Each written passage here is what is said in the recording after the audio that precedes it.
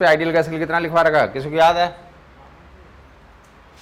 Gamma की value constant pressure पे 1/T लिखा रखा है। गामा की value ideal gas constant pressure, gamma की वैल्यू कितनी हो जाती है?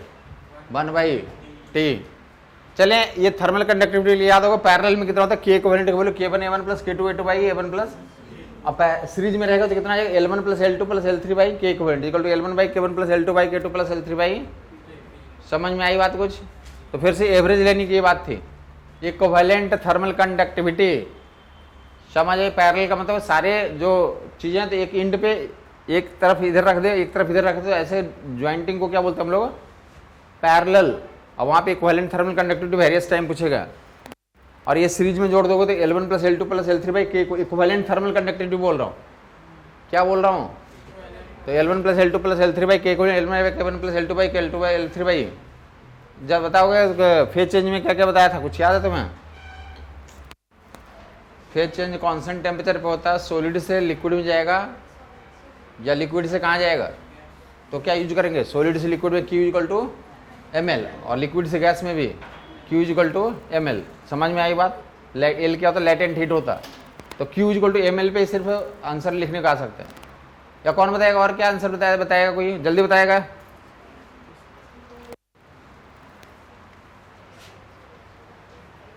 Q equal to ml, Q/m क्या हो जाएगा हमारा? तो क्या सवाल बनाओगे तुम इस पे? एक बाई एक्सिस पे Q दिया हुआ, हॉरिजॉन्टल एक्सिस पे m दिया हुआ, तो स्लोप से क्या निकल जाएगा?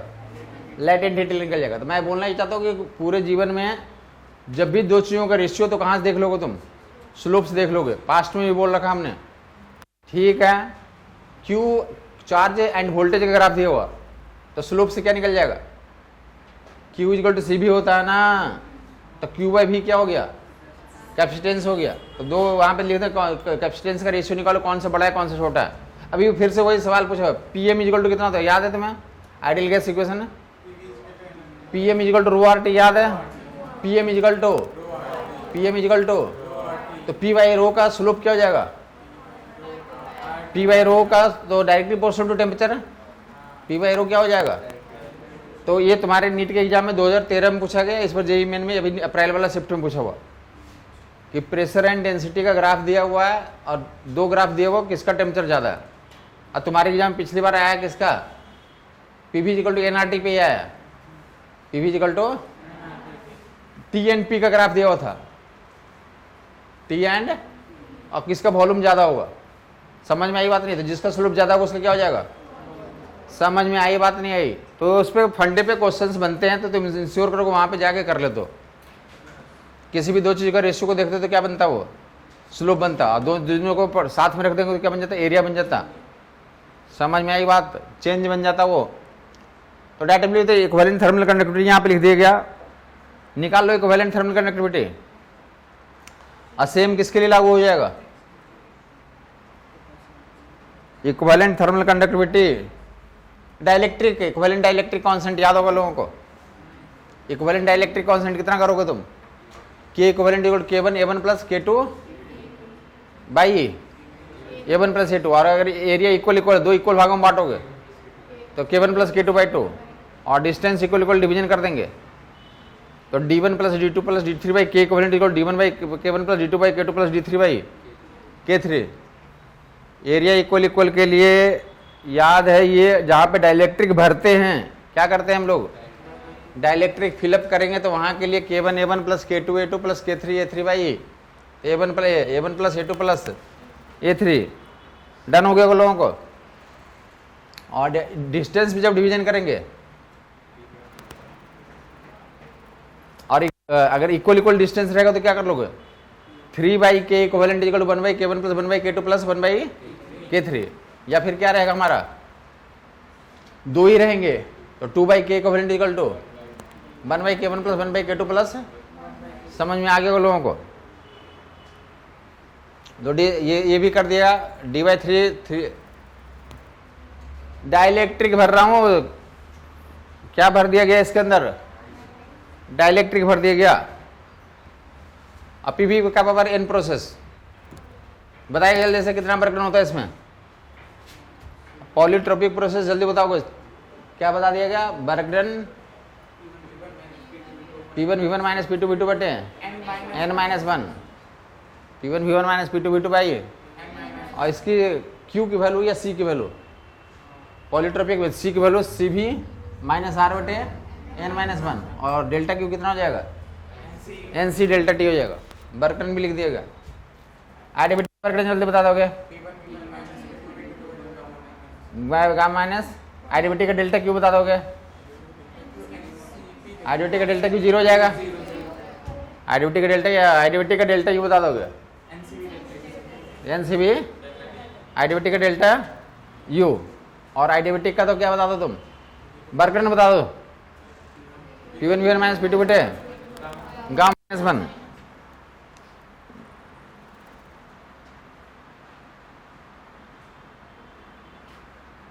ये सारे एवरेज वाले में किसी को दिक्कत तो नहीं आई।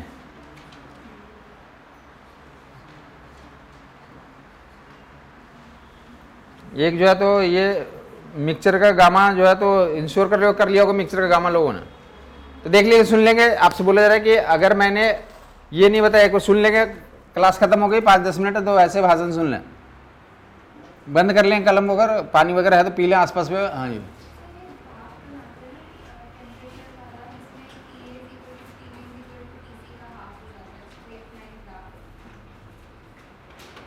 टी ए इक्वल टू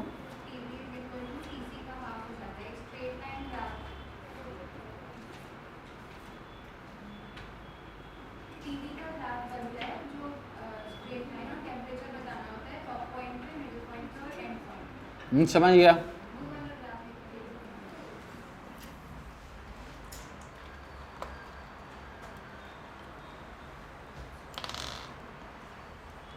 अगर मैंने ये नहीं बोला ना कि अगर लाइक डोपिंग करते हैं और किससे डोपिंग करते हैं, अल्युमिनियम से डोपिंग करेंगे तो कौन सा टाइप बनेगा, अल्युमिनियम से डोपिंग करेंगे तो पी टाइप, और लाइक नाइट्रोजन से डोपिंग करेंगे तो एन टाइप बनेगा। एन टाइप में कौन मेजोरिटी होता है, कौन माइनॉरिटी होता है, एन टाइप में इलेक्ट्रॉन मेजोरिटी होता है, माइनॉरिटी होता है, और ऐसा। तो ऐसे ये नहीं बोला, इसका मतलब ये नहीं कि तुम बोलोगे वो नहीं आएगा, वो तो आएंगे। जो डिफरेंट है कि पी टाइप क्या होता है, एन टाइप क्या होता है, फॉरवर्ड बायसिंग क्या होता है, रिवर्स बायसिंग क्या होता है, या फिर उनका आई बी कर्व याद होगा कैसा होता है, सोलर सेल का कैसा होता है, याद है, आई बी कर्व सोलर सेल का ऐसा होता है।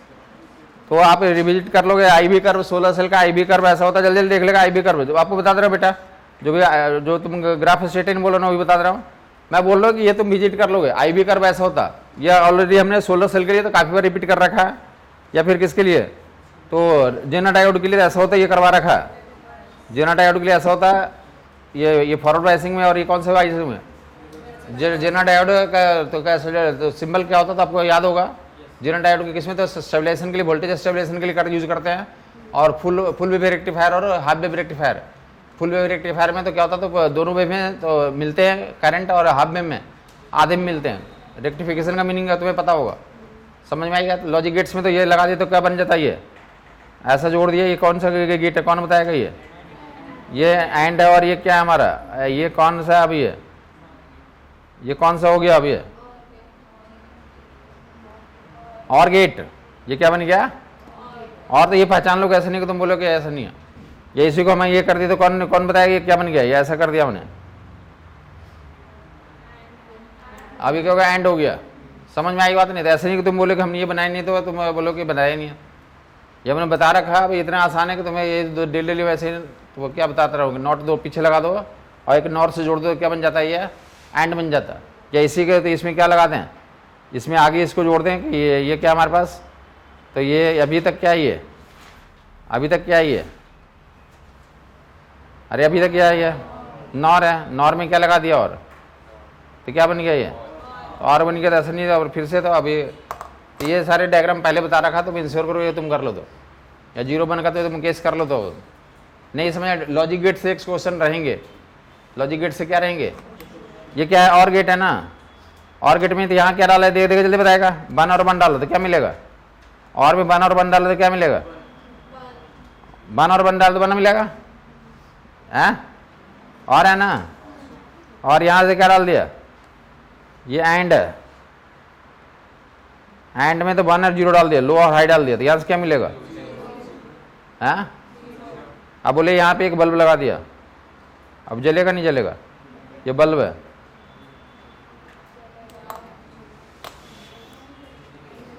बल्ब जलने के लिए एक तरफ हाई होना चाहिए, एक तरफ क्या होना चाहिए? तो यहाँ से क्या मिल रहा है? लो, ऊपर से क्या आ रहा है? तो पोटेंशियल डिफरेंस होगा तो क्या करेगा? समझ में आई बात? तो ऐसे सवाल भी बनाया जा सकता है। तो जो लॉजिक गेट तो याद होना चाहिए डायग्राम के, हाँ किसको से कितना कैसे कन्वर्ट करते हैं, और 0-1 लेके किसी को टेस्ट कर लोगे तुम, समझ आई बात? एंड और ये सब पहचानना, तो जो वेव डायग्राम बना लेते हो ना तुम, वेव डायग्राम जो है एंड का, तो पहले इनपुट कर लिया, फिर करस्पॉन्डिंग आउटपुट कर बना लेते ना आप, तो बना लेंगे आप, बाकी देख लेंगे। जो ये बोल रहे हैं कि ये ग्राफ है, ऐसा होता है कि पीवी डायग्राम पे तो ऐसा होता है, लीनियर कर्व है पीवी डायग्राम पे, तो पीवी डायग्राम लीनियर है, ठीक है। तो क्या बोला जा रहा है इसमें, कहाँ पे टेम्परेचर मैक्सिमम होगी? तो यहाँ पे बोला है कि टेम्परेचर, ये टेम्परेचर आइसोथर्म खींचते हैं, ये टेम्परेचर आइसोथर्म ऐसा ऐसा होगा, ठीक है। यहाँ तक ये इसका टेम्परेचर मान लो T1 है, इसका कितना T2 और इसका कितना है? तो मैं बोलना चाहता हूँ कि अब ये T1 T2 T3 में पहले पता कर लो कौन ज़्यादा होगा। तो ऐसे देख लो, यहाँ से ऐसे खींचेंगे, ये वॉल्यूम कांस्टेंट है, ये लाइन पे, यहाँ पे वॉल्यूम क्या हमारा, तो वॉल्यूम कांस्टेंट पे तो P प्रोपोर्शनल टू T हो जाएगा, तो P ज़्यादा, यहाँ पे P ज़्यादा है, तो यहाँ पे TV क्या होगा? मतलब T1 मैक्सिमम है और T3 क्या है यहाँ पे? T3 मिनिमम, ठीक है। तो जो T1 होगा, तो यहाँ T1 होगा, और जो T3 होगा तो यहाँ भी T3 होगा, यहाँ भी T3 होगा, यहाँ ये क्योंकि आइसोथर्म है ना, तो ये T3 यहाँ भी और यहाँ भी, और यहाँ पे T2 और यहाँ भी T2 और यहाँ पे T1 सबसे बड़ा है। तो पहले यहाँ कम से ज़्यादा हो गया टेम्परेचर, और फिर ज़्यादा से क्या हो गया? तो पहले टेम्परेचर बढ़ेगा, फिर क्या करेगा? घटेगा, ठीक है। और जो है तो उसके अलावा तो इसमें और क्या है, तो इतना तो काफ़ी है, सफिशिएंट है कि बढ़ेगा घटेगा, या फिर जो है तो इंटरनल चेंज। तो देख रहे होगा कि यहाँ पे कितना हमारे पास, यहाँ पे T1 T2 T3, यहाँ भी T3 है और यहाँ भी कितना है, तो डेल्टा T कितना हो गया, तो डेल्टा U कितना हो जाएगा, इंटरनल चेंज कितना हो गया? 0 हो गया। समझ में आई बात नहीं है? तो ऐसा तो है, तो साइक्लिक प्रोसेस में डेल्टा U 0 होता है, पर यहाँ भी डेल्टा U कितना हो गया हमारा? 0 हो गया। या टेम्परेचर बीच में क्या हो जाएगा? मैक्सिमम हो जाएगा। टेम्परेचर की वैल्यू बीच में कितनी हो जाएगी हमारी? समझ में आई बात? तो मैं बोल रहा हूँ कि अगर हमने बोर्स थ्योरी को जो पॉइंट उठाया उसको एक बाकी न्यूक्लियस में जो Q वैल्यू निकालना, डेल्टा M इंटू सी स्क्वायर होता, क्या होता है हमारा? Delta M into delta M। तो पहले किसका, तो न्यूक्लियॉन्स का मास जोड़ करके न्यूक्लियस का मास घटा करके सी स्क्वायर से गुना कर देते हैं, तो क्या बन जाता है? डेल्टा M इंटू सी स्क्वायर। समझ में आई बात नहीं है? ये बाइंडिंग एनर्जी पर न्यूक्लियर वर्सेस मास नंबर का ग्राफ, याद होगा ऐसा का ग्राफ बनाया था। तो ग्राफ फिर से इंपॉर्टेंट है, वो सारे ग्राफ इंपॉर्टेंट है, ठीक है। या फिर जो है तो ये BT और ये सब तो कर लोगे ना। FT ग्राफ का एरिया क्या देता है? अरे चेंज इन मोमेंटम देगा, ये भी तुम भूल गए। FT ग्राफ का एरिया चेंज इन मोमेंटम, या फिर किसका एरिया? FT ग्राफ का या टॉर्क एंड टाइम का ग्राफ का एरिया, तो चेंज इन एंगुलर मोमेंटम। तो ये बातें हम नहीं बोली तो ऐसे नहीं आएगा। या फिर जो है तो तुम्हारे आगे जो है तो SHM में जल्दी देखते हैं कौन बता रहा है, देखते हैं। आपको बता रहा हूँ कि ये फोकस का ही गेम है बस। दुनिया में जो है तो कोई भी काम करो तो फोकस का गेम है। अगर फोकस्ड रहोगे तो तुम्हारे लिए बहुत आसान चीज होगी। देखते हैं जल्दी कौन बताता है। टाइम पीरियड दिया 3.14 सेकंड, टाइम पीरियड SHM का 3.14 सेकंड, तो मैक्सिमम वेलोसिटी बता दो। Time period 3.14 second, twice a good. बस देखो उनका फोकस है तो ट्वाइस से बता दिया। टाइम पीरियड दिया 2π/W कर दोगे, W की वैल्यू 2π/T, पाई की वैल्यू 3.14 पाई होता है, तो W की वैल्यू 2 आ गई। W की वैल्यू कितनी आ गई? 2 आ गई। तो मैक्सिमम वैल्यू कितनी होती है? तो A ओमेगा, तो 2 इंटू A कर लोगे, फिनिश हो गई है बात। क्लियर हो रही नहीं हो रही है? या जल्दी से देखते हैं कौन बताता है इस बार। ये तो कितना था? -5x, A equal to -5x। Time period बताना है। A equal to -5x। SHM है या नहीं है पहले ये बता दोगे? A equal to -5x SHM है या नहीं है? अरे SHM है। A equal to -omega square x से होता है, तो ओमेगा स्क्वायर की वैल्यू कितनी हो गई? 2 पाई बाई, ठीक है 2 पाई बाई ओमेगा होता है, टाइम पीरियड कितना 2 पाई बाई ओमेगा। समझ में आया। A is equal to -5x omega square की वैल्यू 5 आएगी, ओमेगा की वैल्यू √5 आ गई, तो टाइम पीरियड कितना हो जाएगा 2 पाई बाई √5। समझ में। तो ऐसे सवाल भी आपको मिल जाएंगे जहाँ पे तो एकदम बेसिक के क्वेश्चंस रहेंगे। जल्दी से देखते हैं कौन बताता है मैक्सिमम वेलोसिटी। किसकी वेलोसिटी? मैक्सिमम वेलोसिटी बेटा है, मैक्सिमम वेलोसिटी और मैक्सिमम एक्सेलरेशन अल्फा है। तो टाइम पीरियड की वैल्यू बता दो।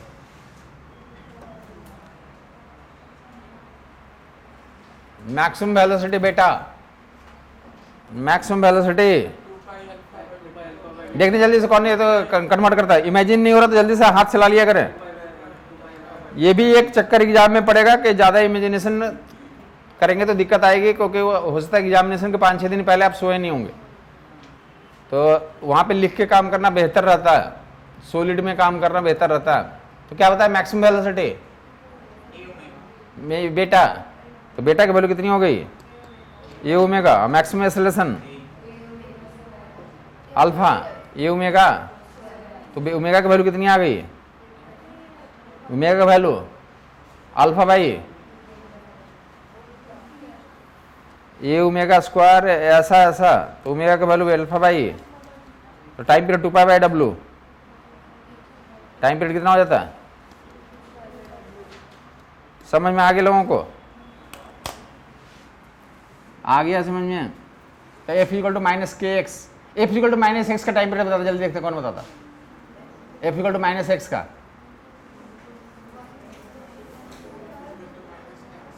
एफ इक्वल टू -x तो k की वैल्यू बना गई। एफ इक्वल टू -kx होता ना, एफ की वैल्यू तो k की वैल्यू बना, time period 2 pi × m by के, 2 पाई × m बाई, तो 2 पाई × m आएगा, m की वैल्यू दिया रहेगा, रख दोगे, बात क्लियर हो गई।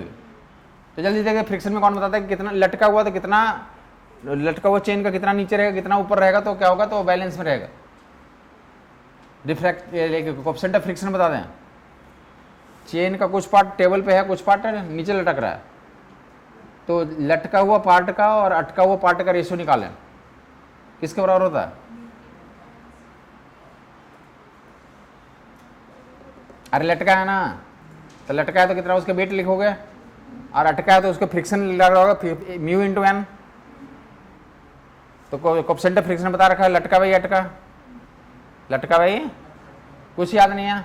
अरे साहब ये बोल रहा हूँ, तुम कहाँ चल रहे हो, देखो इधर, इधर देखा, इधर क्या है, तो चेन ऐसे रखा हुआ, ये चेन रखा हुआ, कुछ लटका कुछ हटका है, बटर देख लेगा। या क्या है हमारे पास, देखो इधर ऐसा कि क्या हमारे पास ब्लॉक रखा हुआ है ऐसे, एक ब्लॉक यहाँ पे और कुछ ब्लॉक लटका हुआ।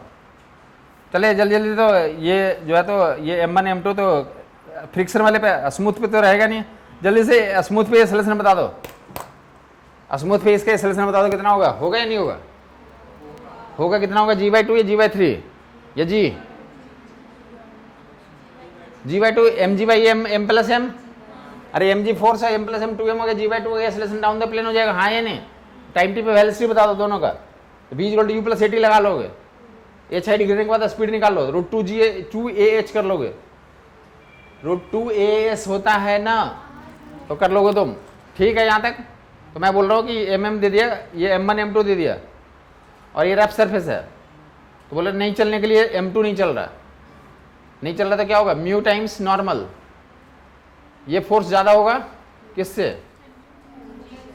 तो mu times m2 is more than m1, mu times m2 is more than, तो म्यू की वैल्यू कितनी हो गई, m1 कौन है, m1 लटका हुआ है और m2 क्या है, अटका हुआ, तो लंबाई में भी लागू हो जाएगा। ये मान लिया कितना लटक रहा है बाई और कितना अटका हुआ x, तो म्यू की वैल्यू कितनी हो जाएगी, लेंथ में भी लागू हो जाएगा, मास में भी लागू है, length is proportional to mass या mass is proportional to length. समझ में आ गई। तो छोटे मोटे सर्कुलर मोशन की प्रॉपर्टी याद कर लो, प्रोजेक्टाइल मोशन की प्रॉपर्टी याद कर लो, रिलेटिव वेलोसिटी के लिए तो क्या शॉर्टेस्ट पाथ में क्या होता है, जल्दी बताएगा, शॉर्टेस्ट पाथ में क्या होता है, सीधा जाते हैं या एंगल पे जाते हैं, शॉर्टेस्ट पाथ में जाना तो एंगल पे जाएंगे, और शॉर्टेस्ट टाइम में जाना तो स्ट्रेट जाएंगे। तो शॉर्टेस्ट पाथ में कितना एंगल मेंटेन करना होता है, शॉर्टेस्ट पाथ में कितने एंगल पे चलते हैं, साइन थीटा की वैल्यू बोलेगा VR/VS, शॉर्टेस्ट पाथ के लिए VR/, और शॉर्टेस्ट टाइम के लिए tan थीटा की वैल्यू, शॉर्टेस्ट। अरे साहब दोनों डायग्राम तो याद होगा तुम लोग, क्या मतलब ऐसे जो है ना कि डायग्राम में तुम्हें बता रखा था, डायग्राम देख ले इधर फटाफट देगा। शॉर्टेस्ट टाइम के लिए इधर जाते हैं, ऐसे जाते हैं, ये क्या चल रहा है हमारा, तो रिवर की स्पीड है, रिवर की स्पीड है, ये VSR है, और ऐसे चल रहा है, तो क्या शॉर्टेस्ट पाथ में ऐसे चलता जाएगा ये। तो कितना एंगल निकालोगे तुम, जल्दी बता दो, मिनिमम टाइम बता दो, tan थीटा की वैल्यू कितनी होगी, जल्दी बताओगे। tan थीटा की वैल्यू VSR ये वाला है और VR है, tan थीटा की वैल्यू VSR भाई। कौन बताएगा, tan थीटा पूछेंगे या टाइम पूछेंगे, पूछना होगा टाइम पूछेंगे, टाइम की वैल्यू कौन बताएगा, T की वैल्यू, T मिनिमम की वैल्यू, W भाई, ड्रिफ्ट की वैल्यू डालिए, पूछेंगे तो इतना ही बोलिएगा, ड्रिफ्ट ड्रिफ्ट ड्रिफ्ट, और ड्रिफ्ट की वैल्यू तो कितना, रिवर के स्पीड को टाइम से गुना कर देंगे। डन, किसको नहीं समझ में आया।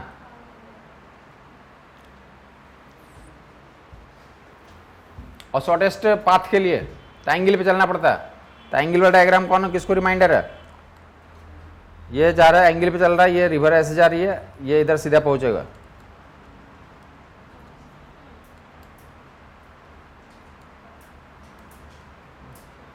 ये क्या है, VSR और ये क्या VR है। साइन थीटा की वैल्यू जल्दी बोलेगा, VR भाई, VSR, VR भाई। चोर पुलिस वाले तो एक बार ए रिलेटिव बी रिलेटिव का कर लिया होगा, और उसके अलावा तो हमारे पास क्या है, तो प्रोजेक्टाइल मोशन के लिए तो फार्मूले, तो प्रोजेक्टाइल मोशन बोलने की जरूरत है नहीं, हमें लगता है कोई ट्रेजेक्ट्री के क्वेश्चन बोल दो बेटा, ट्रेजेक्ट्री के question, y equal to x tan theta minus gx two square cos square theta, या दूसरा y x minus x by R, क्या h इक्वल टू कितना, x1 x2 by x1 plus x2 into tan theta. तो projectile का trajectory कैसे निकालते हैं, trajectory का सवाल होते हैं, देखते जल्दी इसको बता पा रहा है, ट्रेजेक्ट्री देख ले उधर, x इक्वल टू कितना दिया हुआ, x equal to alpha t, अब y इक्वल टू तो 2 का पावर 4, तो ट्रेजेक्ट्री बता दें कैसा ट्रेजेक्ट्री होगा।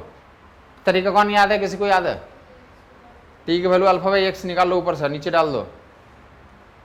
ट्रेजेक्ट्री ट्रेजेक्ट्री ट्रेजेक्ट्री बहुत इंपॉर्टेंट होता है, अगर बनाने वाला क्वेश्चन बनाने वाला अच्छा क्वेश्चन बनाएगा तो ट्रेजेक्ट्री पूछेगा आपसे। तो टी की वैल्यू एक्स बाई अल्फा, किसको समझ में आ गया, समझ में आ गया लोगों को, बस सब्स्टिट्यूट करना और क्या करना होता है।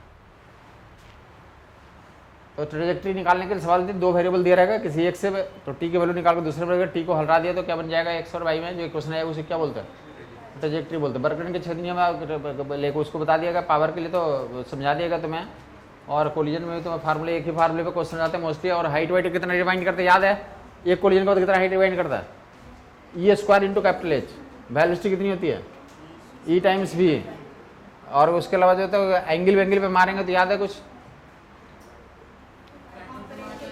tan theta equal to reflection angle, tan theta equal to tan phi equal to tan theta by e, good, tan phi equal to theta angle पे मारा और ई कोएफिशिएंट ऑफ रेसिस्टेंस है, तो tan फाई की value reflection angle tan theta by और reflection speed angle पे मारा, तो बी डैश की वैल्यू, यस यस बोले बोले, ये वाला डायग्राम जो है कुछ याद होगा,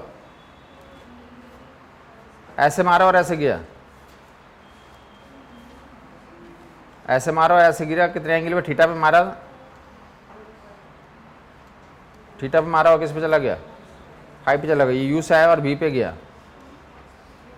तो tan फाई की वैल्यू तो बच्चा बता दिया था, tan फाई की वैल्यू tan थीटा बाई ये होता, और बी की वैल्यू किसको याद है, बी की वैल्यू यू टाइम्स कितना बताया हुआ, साइन स्क्वायर थीटा प्लस ये स्क्वायर, यही है कुछ अलग है,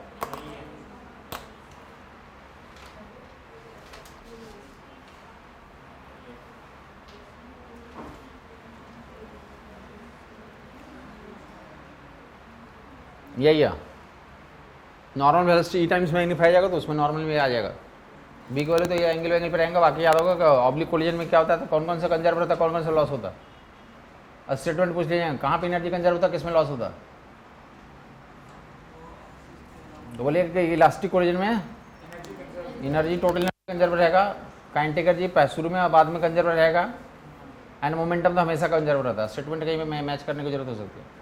ठीक है, पर बेटे एफ की वैल्यू बता दोगे। चलिए देखते जल्दी से आंसर कौन बताता है। इधर देगा 25-25 सेंटीमीटर के 25-25 डायप्टर के 5 लेंस हैं। 25 डायप्टर 25 डायप्टर 25 डायप्टर के 5 लेंस हैं। ठीक है, सबको आपस में कांटेक्ट में जोड़ दिया तो इक्विवेलेंट फोकल लेंथ निकालना। 25-25 सेंटीमीटर के 25-25 डायप्टर के 5 लेंस हैं। 25-25 डायप्टर बोल रहा हूं तो पावर बोल रहा हूं। ठीक है, तो कितना हो गया 25 गुने 5 125 इक्विवेलेंट पावर हो गया। इक्विवेलेंट पावर कितना हो गया 125। तो फोकल लेंथ क्या होता 1/p, तो 1/125 आ जाएगा। ये किस में है, मीटर में है। सेंटीमीटर में करोगे 100 से गुना कर दोगे, 4/5। नहीं समझ में आया। पहले P इक्विवेलेंट निकाल लेंगे और F equivalent equal to 1/P equivalent कर लेंगे। कुछ समझ नहीं आया। या 1/F इक्विवेलेंट वाले याद होगा फार्मूला, किसको याद है 1/F equal 1/F1 plus 1/F2 कर लोगे, या 1/F equivalent equal to mu minus 1 1/R1 minus. इसमें भी सवाल पूछे हुए हैं। इस पर क्या पूछा हुआ है, R1 R2 दिए हुए थे और F दिए हुए थे, तो क्या निकालना था, रिफ्रैक्टिव इंडेक्स निकालना था। 1/F equal to mu minus 1 1/R1 minus R1 R2 given थे 20 सेंटीमीटर 40 सेंटीमीटर, अब बोला हुआ था फोकल लेंथ इतना है, तो रिफ्रैक्टिव इंडेक्स की वैल्यू निकालो। डन हो गया। या फिर क्या सिल्वरिंग ऑफ लेंस में किसी को याद है 1/F equivalent equal to -2/FL minus 1/, और किसको सिल्वरिंग कर दिया, इक्वी कॉन्वेक्स को सिल्वरिंग कर दिया, इक्वी कॉन्वेक्स को। तो किसको याद है R/2 2 -1। ठीक है, प्लेनो कॉन्वेक्स को सिल्वरिंग कर दिया R/2 एक्चुअल वाले के बराबर हो जाता है। तो सिल्वरिंग वाला केस भी ध्यान दे देना। किसके वाला केस, ठीक है। बाकी जो है तो उसे लेके उसका जल्दी बता दोगे, मैग्निफिकेशन बता दोगे टेलीस्कोप का। जल्दी देखते कौन बताता। ये तुम बताओगे magnification of telescope F/Fe, normal adjustment F/E, length of the telescope बता दोगे, तुम बता दोगे F प्लस Fe। समझ में आ गया वो लोगों को। या यही माइक्रोस्कोप में कितना हो जाता है, ये dy Fe कितना हो जाता हमारा dy/f हो जाता है। अगर सिंपल माइक्रोस्कोप रहेगा, सिंपल माइक्रोस्कोप में और कंपाउंड माइक्रोस्कोप में, तो जो भी है इसके दोनों गुना कर देंगे, m1 गुने m2 v/u into dy/fe, v/u into dy/fe। किसका फोकल लेकर, तो टेलीस्कोप में किसका फोकल लेंथ बड़ा होता है, ऑब्जेक्टिव का बड़ा होता है। फोकल लेंथ अपर्चर ऑब्जेक्टिव का बड़ा रखते हैं टेलीस्कोप में, और मैक्रोस्कोप में ऑब्जेक्टिव का फोकल लेंथ अपर्चर क्या होता है, छोटा होता है। मैग्निफिकेशन इंप्रूव करने के लिए तो ऐसा स्टेटमेंट आपको याद होगा। तो जल्दी देखते हैं कौन इसको किसको याद है। ये पक्का इसमें क्वेश्चन 2 फार्मूले हैं, डेफिनेट सवाल होगा। कोई गेस करे मैं क्या बोलने जा रहा हूँ। मैं बोलने जा रहा हूँ de Broglie wavelength lambda equal to h/p, graph hyperbolic, graph h lambda equal to h/mv, जब मास और स्पीड दिया रहेगा, और जब क्या दिया रहेगा काइनेटिक एनर्जी, तो lambda equal to h/√2m k, √2m है, और जब चार्ज इन वोल्टेज दिया रहेगा तो h/√2m cube voltage, qn voltage. जब टेम्परेचर दिया रहेगा, न्यूट्रॉन के लिए h/√3m kt। चलो तुम्हें डी ब्रोगली वेवलेंथ का कौन सा फार्मूला अच्छा लगा, h/p। तुम्हें कौन सा अच्छा लगा, h/p, बगल वाले को h/√2m k जो काइनेटिक थ्योरी ऑफ गैसेज में काइनेटिक एनर्जी कितना पड़ा है 3/2 RT या 3/2 KT 1 मोलिक्यूल के लिए, तो वहाँ से काटोगे तो कितना आ जाएगा √3m KT आ जाएगा। के क्या वहाँ पे बोल्ट्जमैन कांस्टेंट। समझ में आई बात। तो ये और बाकी देखते हैं जल्दी कौन आंसर देता है। अल्फा पार्टिकल का डी ब्रोगली वेवलेंथ कितना होता है, वोल्टेज V से एसलेट किया 0.101 angstrom by root voltage alpha के लिए, अल्फा के लिए 0.101, अब प्रोटॉन के लिए 0.286 बाई रूट वोल्टेज।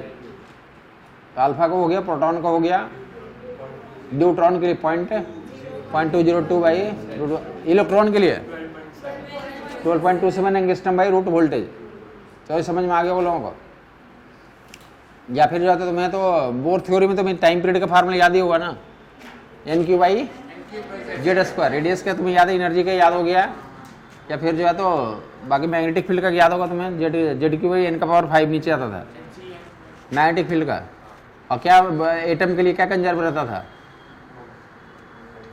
किसी भी एटम की बात करो तो क्या कंजर्व होता था, मैग्नेटिक मोमेंट। क्या होता था, एटम से इंडिपेंडेंट था, जेड उसमें आता ही नहीं था, याद है कुछ। एटम के लिए तो मैग्नेटिक मोमेंट आता ही नहीं है, NH/2 होता है, एन है, जेड तो कहीं आया नहीं उसमें। एंगुलर मोमेंटम और मैग्नेटिक मोमेंट का रेशियो कितना होता है, E/2m। मैग्नेटिक मोमेंट और एंगुलर मोमेंटम का रेशियो E/2m आज बताया है। मैग्नेटिक मोमेंट और एंगुलर मोमेंटम का ratio E/2m, magnetic moment angular momentum का रेशियो कितना, किसको किसको याद हो गया, याद है ना ये। या E/m को क्या बोलते हैं, स्पेसिफिक चार्ज भी बोलते हैं। तो तुम्हें जो है तो वो इन्फॉर्मेशन याद है, तो उसके बेसिस पे तो ऐसा लिख दिया गया, मैग्नेटिक मोमेंट एंगुलर मोमेंटम तो कितना E/2m, देख लेगा। ये जो है L से इधर गुना कर दो, L कितना हो गया यहाँ पे, NH बाई, तो कट लोगे तो कितना HN/4πm। तो एक जेड आया नहीं ना इसके अंदर, एटम के लिए किसी भी एटम का तो मैग्नेटिक मोमेंट इतना ही होगा। ठीक है, ये तो ऐसा समझा दिया गया। और क्या बोला गया तुम्हें, तो कंजर्व होता है हाइड्रोजन एटम के किसके लिए एप्लीकेबल है, बोर थ्योरी हाइड्रोजन एटम के लिए एप्लीकेबल है, हाइड्रोजन लाइक एटम्स के लिए एप्लीकेबल है। समझ में आई बात। 1/λ फार्मूला एक बार देख लेना, बाकी उसका मोमेंटम का भी फार्मूला लिखवाया तो वो भी यहाँ पे एक बार देख लेना। एक एटॉमिक फिनोमेना में, न्यूक्लियर फिनोमेना में, इन सभी जगहों पे क्या होता है, मोमेंटम कंजर्वेशन लागू होता है। समझ में आई बात। अब ये जो है ना, तुम ऐसे मत सोचना कि मैं ये डायग्राम नहीं बनाया तो तुम्हें बोलोगे कि तुम्हारा एग्जाम में सवाल ये कैसे आ गया।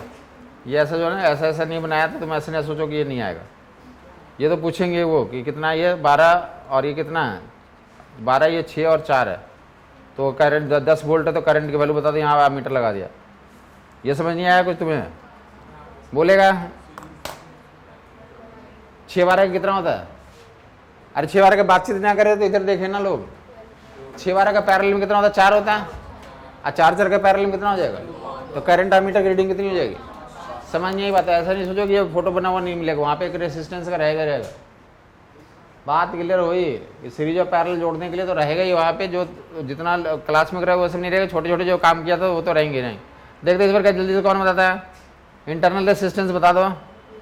देखते जल्दी से कौन बता रहा है, इंटरनल रेसिस्टेंस बता दो। यहाँ पे इंटरनल रेसिस्टेंस R की वैल्यू बता दो। यदि देखते हैं करंट जो है तो कितना एम्पीयर जा रहा है, ये 12 ओम है ये, और करंट की वैल्यू कितना है, करंट की वैल्यू तो 1/3 एम्पीयर है। देखते इंटरनल रेसिस्टेंस कौन बता रहा है। बस छुट्टी हो गई, बातचीत नहीं, फिनिश। ज्ञान लेते जाएं तो कुछ वैसे बैठे हैं 2-4 मिनट, बैठने में कोई जाता नहीं है। तो कितना हो गया हमारे पास,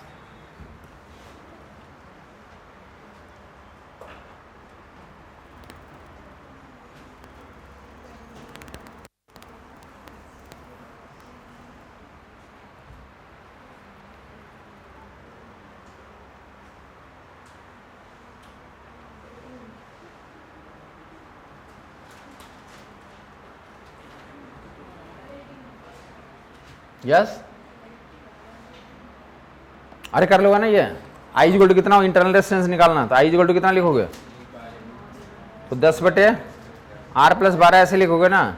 कितना दिया 1/, आ रहा है कुछ गलत आ रहा है, 30 तो कितना आ गया ये 18, तो ऐसे निकाल लोगे, इससे सवाल निकाल लोगे 18 तो ओम आ गया इंटरनल रेजिस्टेंस। बात समझ में आ रही है? यस, कैलकुलेशन मैं बोल रहा हूँ वहाँ पे ऐसे सवाल रहेंगे छोटे मोटे, तुम कर लेना, ऐसा नहीं सोचना कि मास्टर ने तो ऐसा करवाया ही नहीं है। देखते हैं कौन बता पा रहा है इस पर।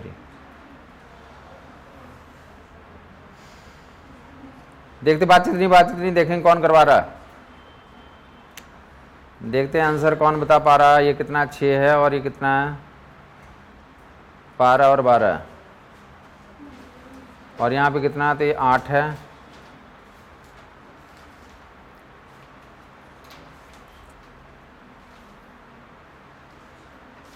और ये कितना है, ये 8 है और 6 और ये 6 है। बैलेंस है या नहीं है? वेरी गुड, बैलेंस नहीं है।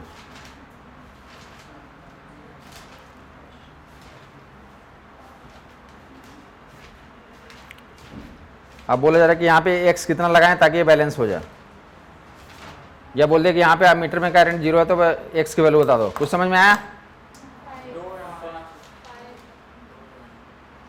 तो दिख रहा है ये तो 6 है और ये भी कितना हो गया 6, तो 6 बैलेंस हो गया, तो बैलेंस है उधर। तो यहाँ पे क्या है, यहाँ भी इसमें करंट नहीं जा रहा है, तो ये 8 है तो ये इसको भी क्या आना चाहिए 8 आना चाहिए, तो ये 6 का कितना हो गया, तो 3 और ये 5 लगा देंगे तो ये भी 8 हो जाएगा, तो बैलेंस हो जाएगा। समझ आई बात? एक्स की वैल्यू बता दो। तो ऐसे सवाल भी कहीं बनाए हो रहे होंगे डायग्राम वगैरह, तो या इन्फिनाइट चेन वाले तो याद होगा लोगों को रेसिस्टेंस वगैरह निकालना। तो किसी को कन्फ्यूजन है तो बोल देगा कि ये सीरीज और पैरेलल वाली कार्यक्रम करना है, कि बहुत सारे कैपेसिटर को सीरीज में जोड़ दे, बहुत सारे को पैरेलल में जोड़ दे, तो क्या करें, एनर्जी स्टोर का रेशियो निकाल। क्या निकालना है आप? एनर्जी स्टोर का रेशियो फाइंड आउट करना। चलिए आप जो है इस पर रिवीजन कर लें, आप जाकर, आपका लंच का टाइम हो गया, जाकर आराम से बढ़िया लंच करें। ठीक है, डिनर का ही हो गया।